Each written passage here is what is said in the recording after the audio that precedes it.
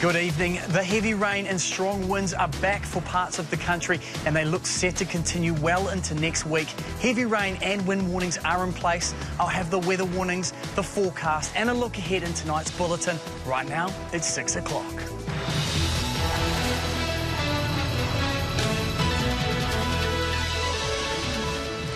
Tonight we're live at a national tragedy. 11 people are killed when a balloon bursts into flames and plunges to the ground.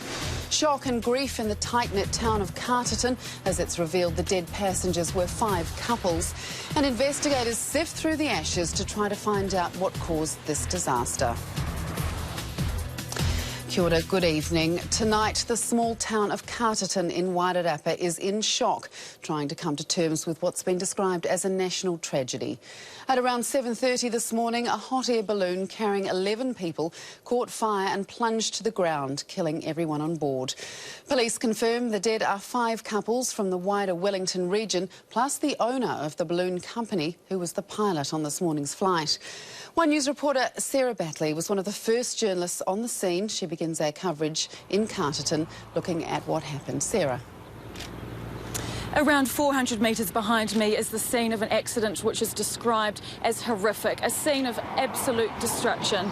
Eyewitnesses who saw the hot air balloon go down say it was mind-blowing and the wreck that was left behind devastating. Now, the roadblock behind me prevents us from getting any closer, but in the past few minutes it's believed that family members of those involved have been taken down to the scene to see what's happening. And throughout the day we've had updates from police and we've talked to eyewitnesses to get some kind of insight into how things went so horribly wrong.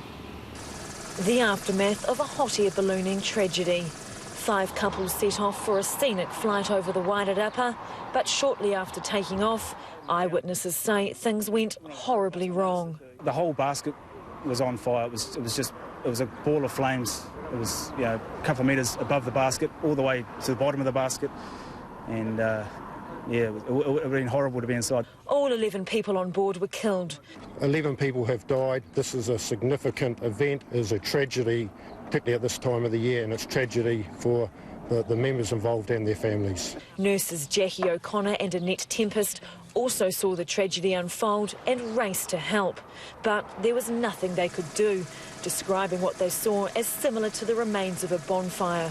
It was carnage. Horrific, really, just a bit mind-blowing. But they say their experience doesn't compare to the family members of those on board who had been following the flight on the ground and also saw the balloon come down. In the aftermath, they were crying, hugging and making frantic phone calls. They were saying, "Come now, we need you. Mum and Dad have been in a balloon accident. It's burst into flames and they're dead." The police disaster victim recovery team has been working at the scene. A number of the bodies are badly burnt and it will take our forensic officers a number of days to formally identify the people involved. Experts say conditions were perfect for hot air ballooning, and those who know pilot Lance Hopping describe him as experienced and careful. From what I've heard from my friends around the place, it was clear weather, good skies, takeoff was normal, flying and coming into land somewhere, and something went horribly wrong. We don't know what it is. Police, along with air accident investigators, are working to find the cause of the crash. At this stage, police believe the balloon hit power lines. However, it remains unclear as to whether that was the result of another problem. Sarah, transport accident investigators have also been on the scene today. What's been the nature of their inquiry? Well, multiple investigations are underway today. The Transport Accident Investigation Commission have been here conducting preliminary inquiries. It's believed that tomorrow they'll start taking eyewitness reports and they may be starting to take those interviews today. They want to find out how this happened, but most importantly, how to prevent this kind of thing happening again. However, their report won't be due for around 6 to 12 months. Thank you, Sarah Batley. Well, Rawdon Christie is heading our team in Carterton and we cross to him now. Rawdon.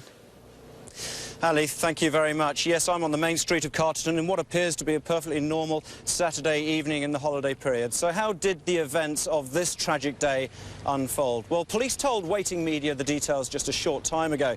The balloon took off from its launch site at about 6:40 this morning in calm conditions. After the scheduled 45-minute flight, it began preparing to land when it clipped a power line, causing sparking in the basket. Police say 2 people either jumped or fell from the basket. The balloon then began climbing rapidly, but a fire ignited on board and the balloon crashed into a paddock near Somerset Road, killing the remaining passengers and pilot. Carterton's a town of just over 7,000 people, making this a deeply felt tragedy for many in the community. Daniel Faitoa has been travelling around Carterton talking with locals today. Daniel. Well, Rawdon, today locals spoke with me. They tell me that they describe this tragedy as horrific and also devastating. And they say while they're concerned about the local tourism industry, their thoughts are with the victims' families. A tragedy of this magnitude has left locals from the small town of Carterton in disbelief. It's going to hit the community hard as well as all the families. I think it's sad, really sad. A local for 8 years, David McKinley witnessed it all from his backyard deck. Just through beyond the poplars there, on the lower side, on the right-hand side, there was flames licking up the side of the balloon, the basket. He ran inside to call 111. What he saw when he came back was unimaginable. All I could see was the balloon had completely disintegrated, and it was like about a 20-metre of flame as a balloon was rushing towards the ground, and it was going at a colossal speed. These aerial shots show the final resting place of the balloon. When it clipped power lines and crashed, electricity was cut to nearly 4,000 residents for several hours. The mayor's calling for unity. For me, it's and the people of Carterton, it's about focusing on the victims, their families, and making sure that whatever their needs are, that whatever we can do, we do. Condolences have been coming from balloon enthusiasts around the world, but it's here in Carterton where the loss is felt most deeply. Something of this magnitude sort of blows your mind. It will affect a lot of families. I think it'll be quite a blow for Carterton, really, because it's one of our tourism things. In the heart of the township stands this cafe. The balloon ride was supposed to end at this venue with a celebratory champagne breakfast, now closed out of respect for those who lost their lives. And in Rawdon, it's important to note that many of the workers on the crash site and in victim support are local community volunteers, and they feel some personal connection with what's happened. And police have talked about that pain and in conjunction with the awful suffering that many of the victims' families are going through. OK, thanks very much, Daniel. Well, the man in control of the hot air balloon was one of the country's most experienced balloon pilots. Shattered family and friends gathered in Carterton today to remember Lance Hopping. Ruth Wynne-Williams talked with some of them. Lance Hopping had been taking flights over the Waited Upper for more than 16 years. Would you like to come around the front of the basket, please? He'd spent more than 10,000 hours in the air and was the safety officer at the Waited Upper Ballooning Festival. He'd be one of the better parts in New Zealand. Very, very safety conscious, knows his business really, really well. Thousands of passengers knew him too, and his balloon, called Mr. Big. It was one of the largest to fly in New Zealand, able to carry 10 passengers at a time. He loved to fly. He flies helicopters. He's been doing it for a long time. He gets all the ballooning day, he gets a lot of people from overseas come over. And it's something that people sort of imagine but they can't really get to grips with until they've actually been and done it. You know, our business has been built by people that have come along and had a great experience and then gone away and told, 10 friends. Today, the company, Early Morning Balloons Limited, left this recorded statement.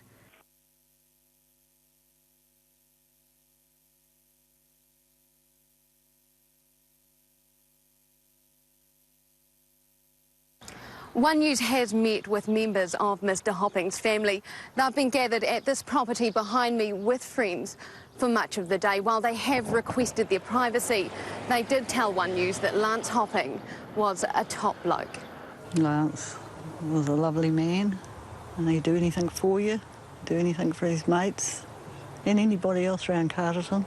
That community spirit even extended to Mr Hopping's work as a truancy officer in the district. Huge gap, a huge gap. He'll never be forgotten.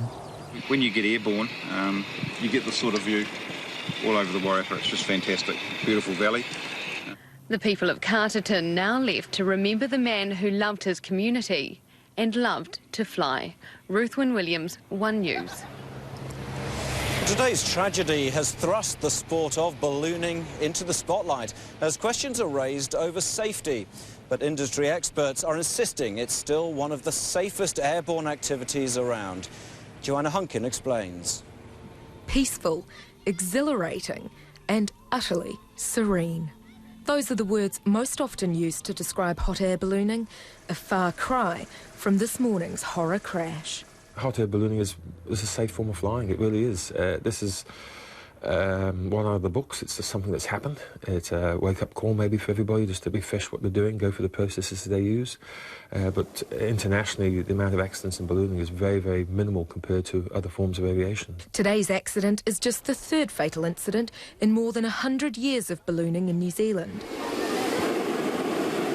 The first since this 1995 crash, which killed 3 Japanese tourists off the coast of Christchurch. The organisation's got itself well and truly sorted nowadays, and any sort of accident in the ballooning world is very, very rare. It's quite a shock.